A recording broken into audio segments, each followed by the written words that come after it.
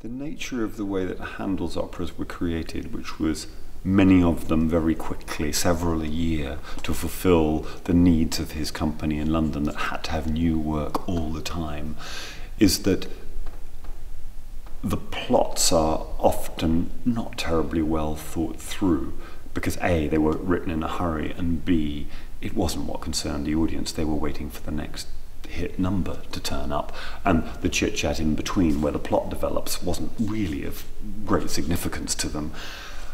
Of course, to us as a modern audience, we want to feel we're watching a really cogent story with characters that make sense and that go on complex emotional journeys, or at least I hope we do.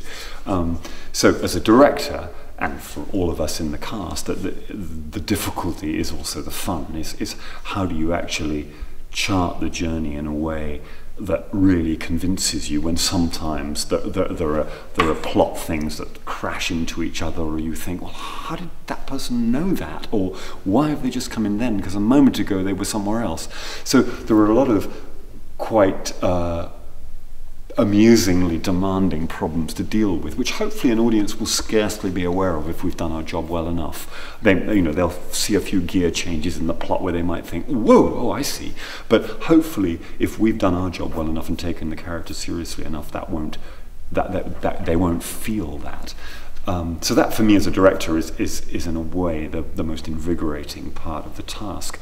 But of course, for an audience, they will have the same pleasures that the original audience had, hopefully as well, which is that it's some of the most sublime music, I think, ever written, let alone of its time.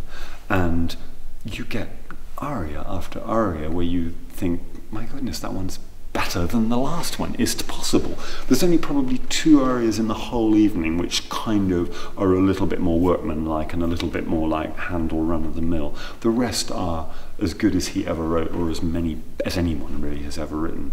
So at the simple level of the pure joy of music, I think it's got to be the first thing that an audience is going to take away. And if we happen to provide a really good night out in the theatre with complex, interesting characters that work with each other, then that'll be the added bonus.